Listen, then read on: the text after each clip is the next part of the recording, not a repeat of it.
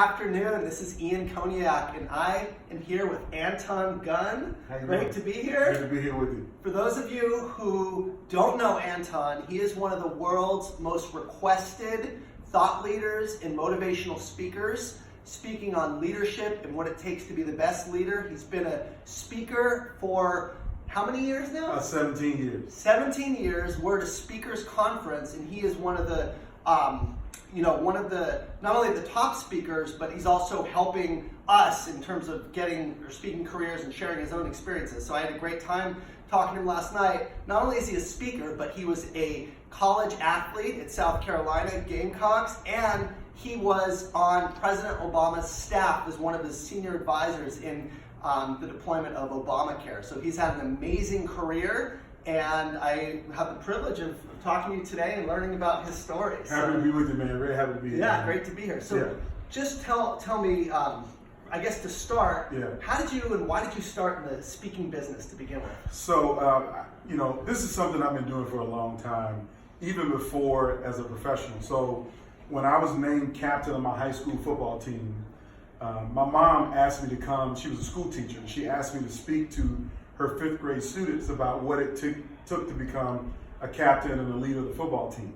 So I went and told the kids hard work, discipline, the things that you take. And so the hardest thing in the world is trying to keep the attention of a group of fifth graders. It's like most of the impossible things I had to do, but I did pretty well, and I did so well that the teacher across the hall said, "Hey, can you come back next week and talk to my class?" And then talk to my class. And then by the time I was 21, I had given probably maybe 100 speeches to mostly elementary and middle school students. But what I found great about it is how people would light up on what I said. And I could really see the light bulb going off in their head. I could see their energy level go up. And it just felt good to be able to have an impact on people. And fast forward, after I finished playing college football, I struggled a little bit trying to find a job, but I got a job at a nonprofit, and my job was focused on the community and how to help community members understand the problems that were happening with the local hospitals or healthcare system as things were changing in healthcare. And so I would go into low-income communities and I would talk to families about the system that was broken for them, and I would see their faces say, you know what, everything bad happens to me. I'm never going to get out of poverty. I'm never going to be able to, get my kids in the right school. I'm never going to have, there was so much disbelief about what was possible in their lives. In that same context of what I saw from those fifth grade kids, I had to apply it to a different group of people. Is to give them the context that you are something, you can be great. Don't ever let your circumstances dictate where you are, because you can be somewhere else. And I knew that from my own experience, because for 18 months I couldn't find a job. I struggled. I was almost depressed. I just didn't believe that I could do anything. And I had somebody share with me an audio tape of Les Brown, one of the world's famous motivational speakers. And Les Brown said in this audio tape, if life knocks you down, make sure you land on your back, because if you can look up, then you can get up.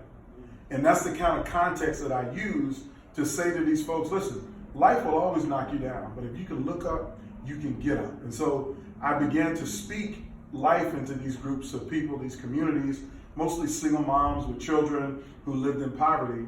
And I saw people then be able to start to achieve things, start to go back to school and make a difference in their lives. And so that's when I knew that I had something. And it wasn't really real to me until I had a woman ask me, would you come to my church and speak at our youth Sunday? And so, I'm like, I speak all the time. I speak in communities. I've spoken at high schools, etc. I can speak at a church. And so they invited me to this church on their Sunday. And they wanted me to talk to the youth in the church, all of the kids under the age of 18. And so the thing that I knew that connects with young people is something that connects deep inside of me, and that's hip hop. Hip hop, music, and culture. I tell people all the time, hip hop is who I am. Healthcare and leadership is what I do. So hip hop is who I am.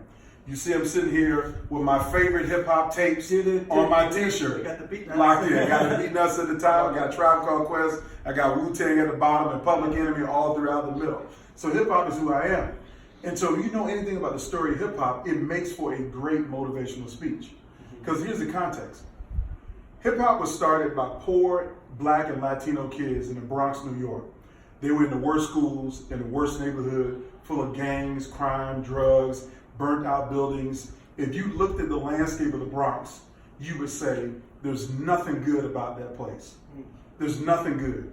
And for all of the kids that grew up in that community, they were told that they were nothing, that they weren't going to be good, they were never going to graduate, they were never going to be able to do anything to have any kind of success.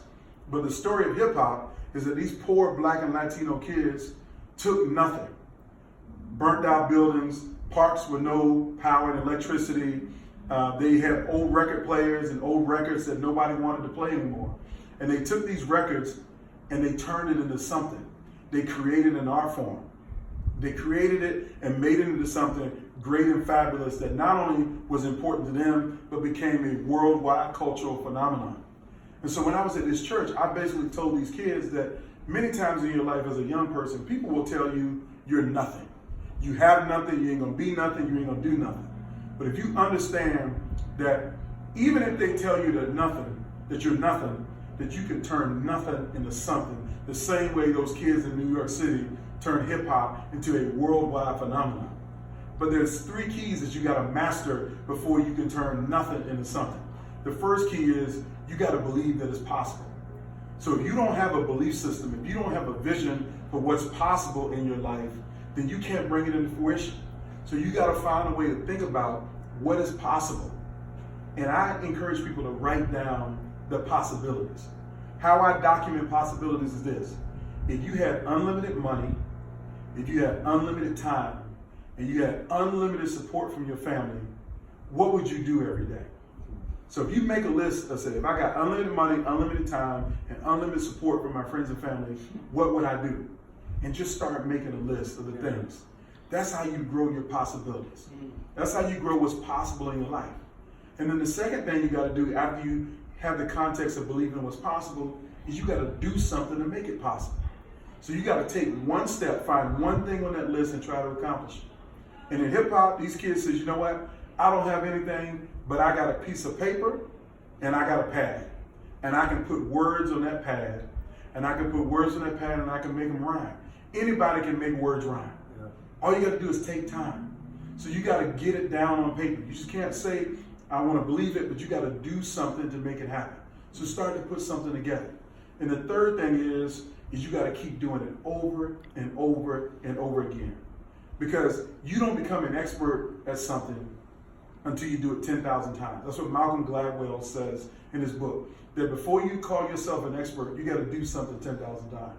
Yeah. I promise you, if you speak 10,000 times, you will be an expert at whatever you speak about. Okay. If you write something 10,000 times, you become an expert in what you write about.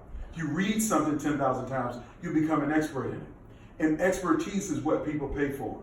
And these kids in the Bronx, New York, became experts at dancing, experts at DJing, experts at writing rhymes, experts at doing graffiti, and they got paid and it transformed their entire life, the entire world. And the most millionaires of color have been made by hip hop music and culture.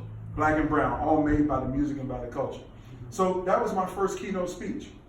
And when I finished that speech, the pastor of the church, I got a standing ovation, and he came to me and says, Anton, that was phenomenal. And it was so phenomenal, I can't just let you leave out of here with a thank you.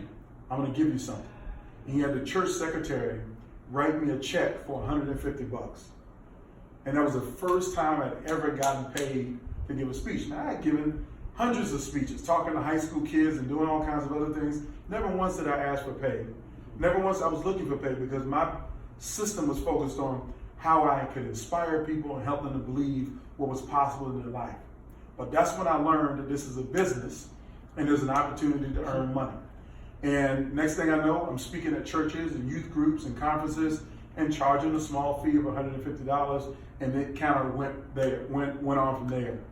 And so that's really how I got started in the game as a speaker, is just really doing what I was passionate about, trying to inspire people and pour into people's lives to make a difference for them. And now it's grown to a business that I've been doing for 17 years as a professional. What's been the joy that you've seen from giving that speech? Have you seen people take your message and apply it to their lives? Can you share? Without a doubt. I've seen many people take the context and the frameworks that I teach in my workshops, my seminars, and my keynote speeches, and use them for their own growth and development.